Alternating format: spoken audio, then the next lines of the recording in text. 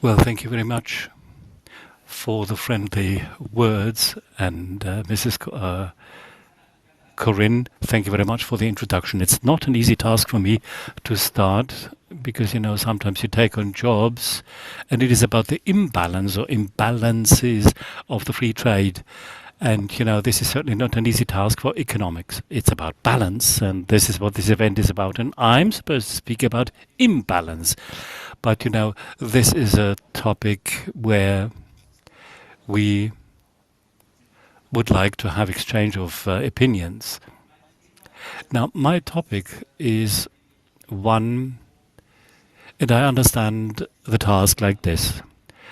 I should approach this from a different perspective compared to the one which we usually have. And let me say that we are in an open rule-based world or trade world, and this is supposed to be in our center of attention, and we've heard it during the panel discussion. Over the last few years, we must say that things have moved in this world, and maybe we've reached an end with a view to globalization. Therefore, I'm going to try to understand what will happen next. What could be better next time? What could we do better? What are the imbalances which contributed to the situation which we are in now? Now, let me start with a gentleman who's got such a long name. This is Charles Midi, Secondat Baron de Montesquieu. So Montesquieu, that's the name. So, and I think we mentioned him several times today and also yesterday. He is you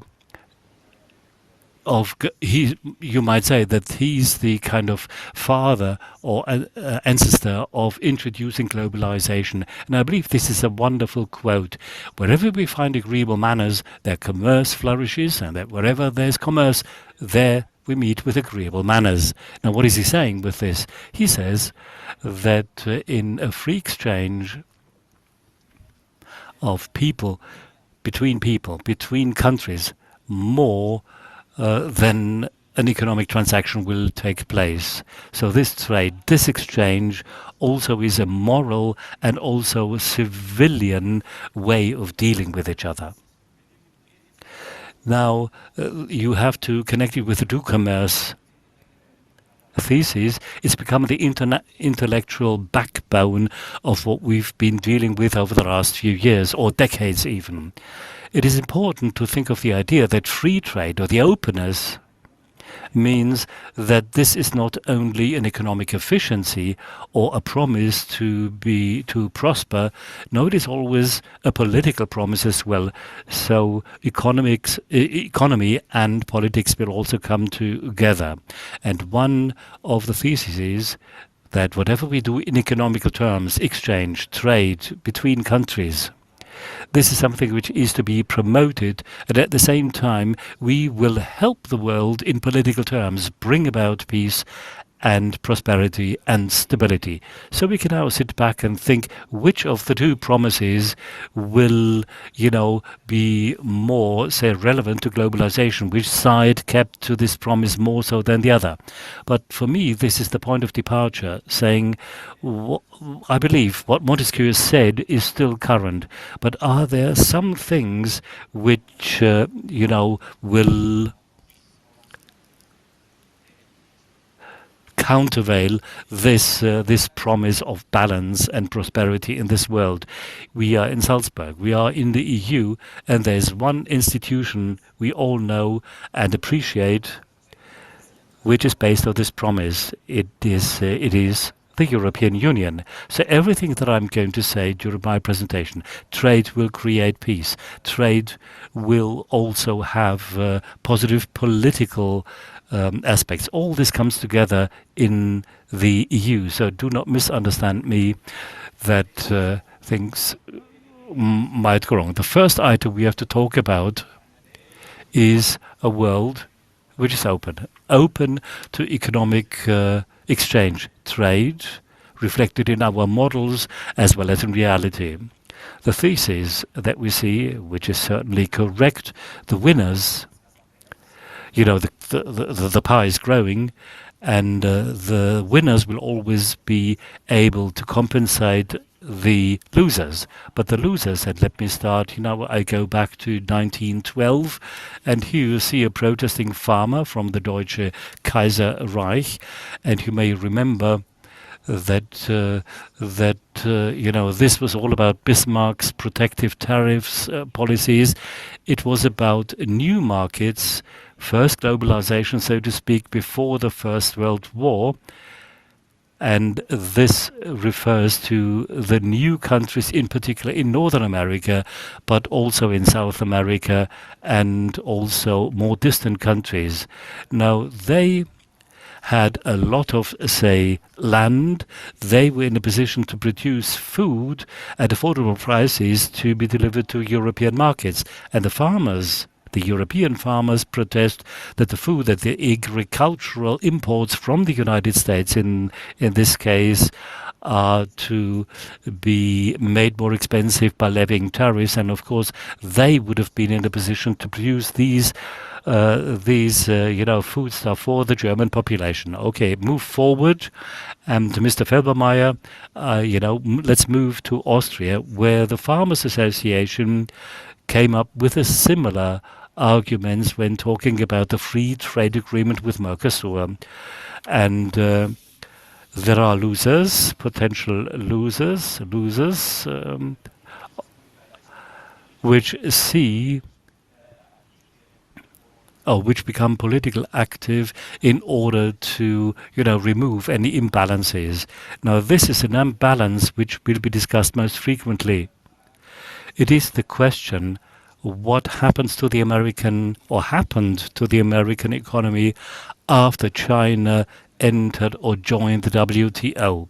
Now, this is a graph from a paper called The China Shock, and here you see the authors at the bottom of this chart. I believe it's been quoted 7,000 times, and it is the core argument which is being used when talking about winners and losers. You see the red dotted line. These are the workplaces in industry, total population, manufacturing industry, that is, and this is a long trend, as you can see, and it started much before the 80s. It's been going down for quite some time now. And then the blue line. And the blue line shows you the imports from China, that is, the imports to other countries. And from 2001 onwards, this line really goes up. This is the time when China joined the WTO. So the import and the competition in this respect has been rising. The United States open up for many relatively cheap products, which of course has repercussions on the American labor market, meaning the workplaces disappear. This does not mean that this was a bad deal for the United States, a term which is being frequently used these days. It just means that we have winners, that we have losers, and of course this also applies to the United States, that there is a benefit.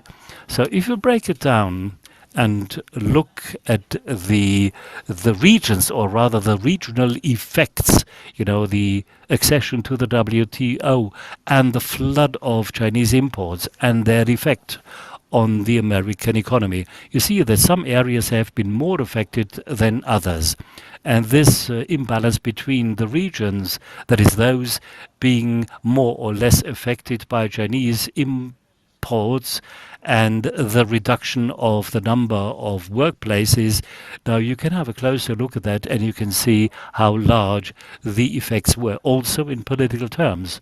And indeed, and this reminds us of Mr. Vance's presentation, that an increase in openness, the competition with China, the decrease or the decline of the number of workplaces in industries. Here you see the various districts where that has been gone down, and we can say that it is very likely that the Republican candidates made their way in these districts. And the idea of openness which was announced, and which is reflected in the import markets, had political effects, meaning people started to turn away from this, and it also meant that populist ideas really came to the fore, particularly during the first administration of Mr. Trump, and can be seen even more so now during the second administration. Surely you can argue how large the effect was, to what extent and free trade influenced the balance between losers and winners, influenced polarization, something which we see in the United States but also in other countries. It is very difficult to say it did not play a role, but nevertheless we have seen similar effects, and my colleagues at the Institute have done similar research for Germany. If we look at Germany, then you see where is the import penetration, meaning imports from China after the accession to the WTO, also European countries, and here you see that districts with a high level of competition now have a very high level of, say, right-wing, voters. So this is an index which is being calculated every year, saying how many countries become more democratic and how that is how many countries have an increasing number of democratic liberties. And you see the red bar, meaning minus, meaning over the last 20 years the democracies were influenced by globalization, and these countries have gone into a recession. And of course, it is very difficult to doubt that development. Now, of course, we, the economists, also have some kind of responsibility in this respect, because in the past we always tried that the winners can somehow compensate the losers, and that closed the case. And the question answered, we really did not think how this compensation can be done. Maybe introducing higher taxes for the wealthier ones, and some people said this is not a good idea, and probably it is not a good idea. Maybe a stronger regional policy, but there are many arguments against that, and inefficiencies and transformation might be, prevented, and a loss of cultural identities, the regional value chains, how to handle all that. There are many issues which must be seen in this context. Now, the second point, and Corinne mentioned it already in her introductory remarks, this is a very central point, actually, and we, the economists, have been looking in the other direction. This gentleman is probably the most important German economist. We know it's Albert Hirschbaum, who was born in Berlin 1915, had to emigrate because they were of Jewish descent, and in 1945 he issued a little, treatise which has become the foundational thesis of the new economic. It's called National Power and the Structure of Foreign Trade. Now, what did he do? He looked at what the Nazis did in the 30s, how they structured the trade relations with Eastern European countries, and how a large country uses its economic power, in these times of asymmetries. Now, Hirschman then, was not well received by the economists because he used this idea to development strategies. So he's someone promoting theory. So he was talking about the theory of imbalances, and he presented the theory of inequalities, imbalances, meaning that the inequalities in many countries, in developing countries, is a stagnating balance, so to speak. So we can say that the idea of asymmetry has been included in his geoeconomic works. He continued developing this idea, and this is something which we redetect again. What is it about? We have got different countries, different sizes, different technological equipment available. The state of the art in different countries is different. Little islands are in a very good position to produce chips, and the rest of the economy cannot do so. But also when you think about, natural resources. And the idea which we must think of is that the market processes will lead to such asymmetries in world economy. And these asymmetries will have an impact, of course. And this is something which is being discussed. The US share in experts, that is how much Canada exports to the United States, is up to or short of 80%, and the other way around, just 15%. So whatever will happen, Canada will be affected by any cuts, by any, say, obstructions to free trade compared to the United States.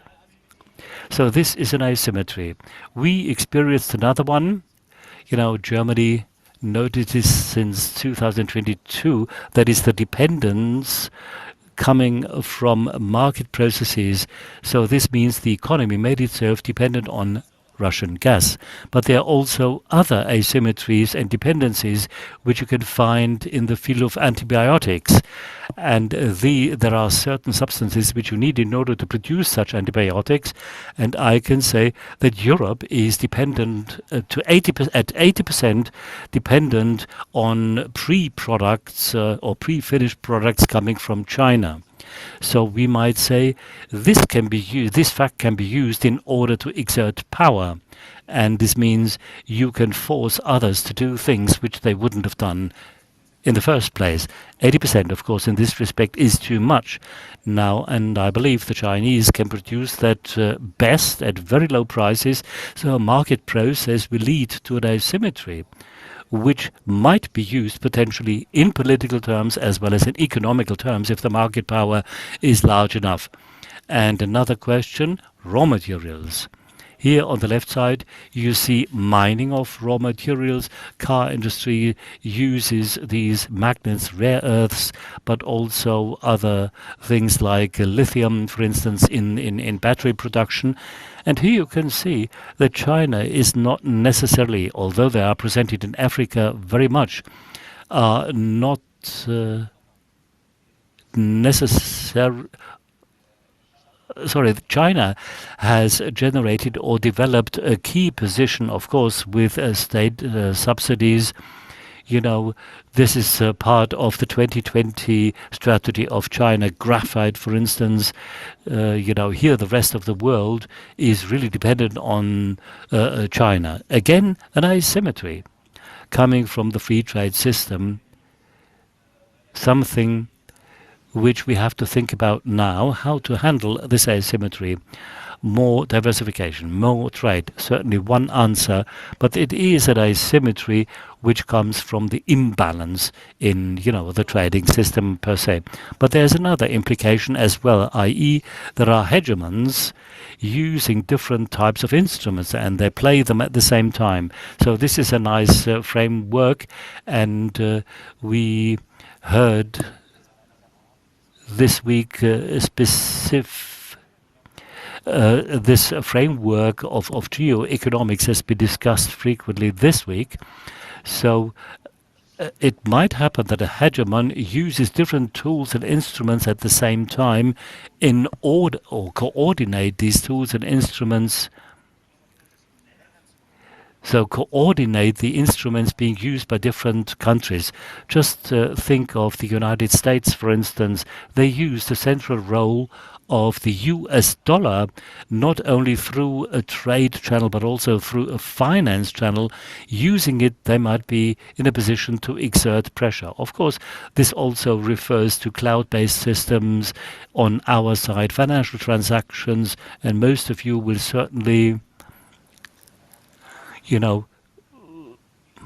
when you use a credit card, use an American payment system. So here you see that the dependencies are large. Now, this world is also, say, quite exciting in terms of economics theory. So, what is a second hegemon? Because the second hegemon might do the same thing, use trade policies or other means, direct investment in certain countries. So they would come up with similar hegemony-based, say, approaches, and then an international system will be, say, upset. And we haven't reached a point where we can think about these things in dynamic terms. We are not in a position to think of what will happen in 10 years' time, for instance. But I can tell you it will be extremely complex, and the stability, which we assumed as a basis, also the hegemonial stability coming from the United States, which was also in our interest, will be, say, disrupted. And then, of course, there are others, that the United States is in a position to cause economic losses in other countries, particularly vis-a-vis Canada, Mexico, Korea, and Germany is also on the list. So we must say that this position is very strong, and there's one who understood how to handle these asymmetries.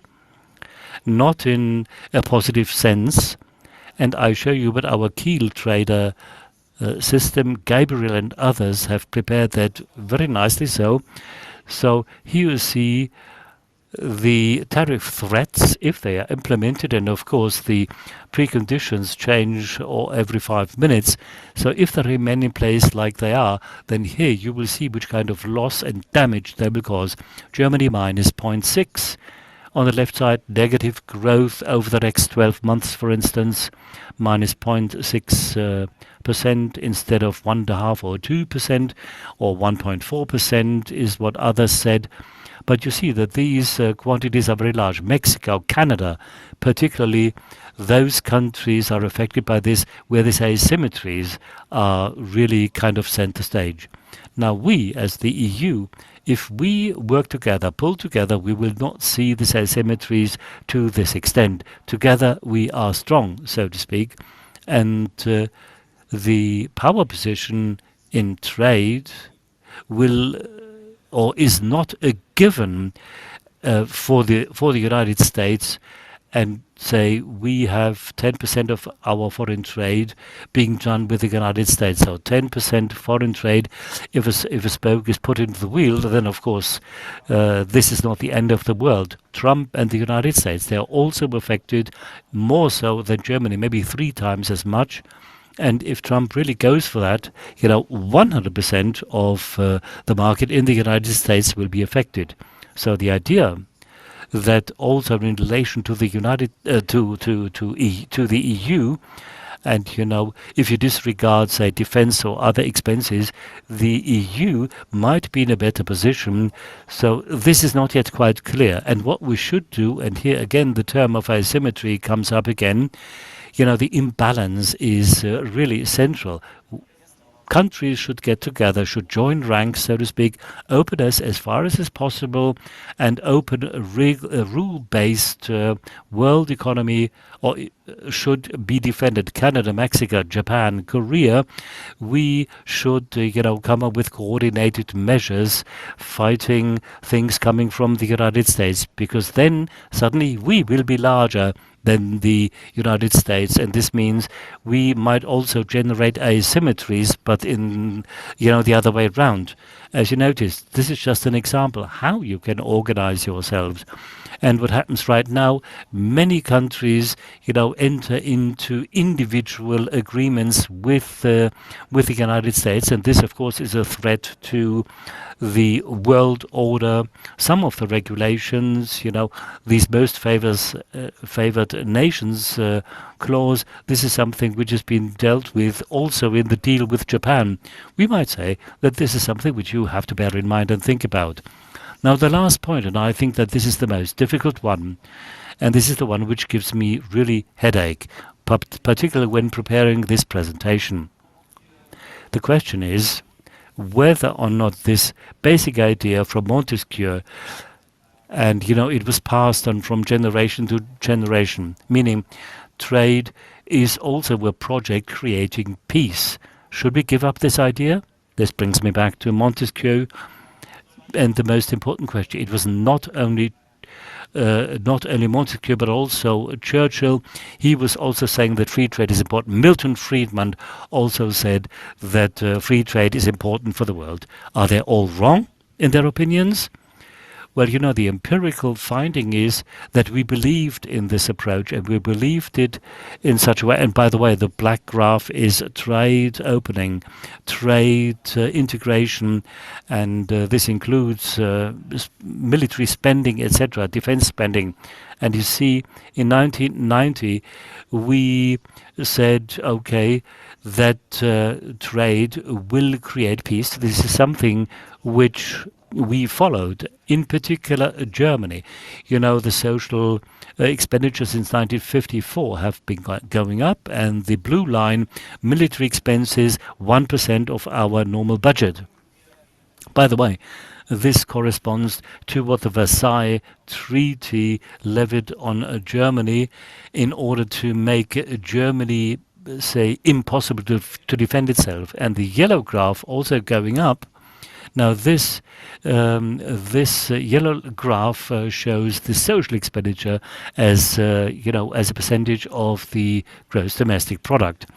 Now the red dotted line, that's an index. Certainly an imperfect attempt of the Fed to measure the risk in the world. And of course, you see the risk has become much larger now. Now our defense spending is being adjusted. And also, this graph also suggests that we have to face, say, conflicts, butter and cannon speech from or by Goebbels. You remember that, do you want butters or cannons? And then, of course, the answer was cannons. So this is certainly not what we should think about, because in the short term, we are going to have this conflict, the debt cap and things like this. All the effects and implications have been mitigated, and I believe in economical terms it's correct. Surely you want to borrow money, but in the long run, we must make sure that the state can, say, pursue its, say, protection plans. And here you see how much we are going or have to spend for military, 3-4%, although they might go beyond the target set. Now, let's say we accept that over the last few years we've never spent as much money for the military as we are supposed to do now. We do not spend this money because we want to make progress in economical terms. No, we spend this money because we want to live in peace and safety in Europe. But it does not necessarily mean that this is economically, say positive. And of course, here or there, we might push the economy, give a stimulus to the economy. Just think about this. What we need over the next 10 years in Europe as Europeans is to live in safety. And this means we talk about drones, autonomous systems, artificial intelligence, satellite constellations, satellite communication, missile defense, structured software which Palantir offers. We do not have it in order to handle all the data quantities. So if we just think about it, what we need in order to live in freedom and in peace in Europe, and thinking that we are no longer at the top in the economy, then I can say that these areas do not really match, and only to a certain extent so. But nevertheless, it also means that here we have some economical chances which we should exploit. What about trade and war? Surely this is a complex situation. We have an open trade war. This means certain borders will be shifted. Also, joining the WTO by China, this certainly broke up one of the systems, led to new systems. We were too blue-eyed, too naive in this respect. New conflict potential will come up, and of course, looking ahead, if you anticipate these dependencies, we've got certain, a certain potential to prevent things. We have to anticipate respective measures. And then there is another argument which you should not underestimate. More trade, more globalization, more diversification will lower the price for bilateral, say, conflicts, because you can get things from other countries. So bilateral conflicts, or the number of bilateral conflicts, will go down, as if they are in the position to get whatever they need from other areas of the world. So I should say maybe we were naive. Montesquieu and Kant said clearly that this free trade promise will not, or it will not be possible to keep this promise vis-a-vis any autocracies. So in comparison to those countries having, say, a constitution-based democracy. Now, of course, then there's Russia. They are going to use this or that as, say, a strategic weapon. This briefly and quickly. Thank you very much for your attention. And of course, I'd like to introduce you to the next panel.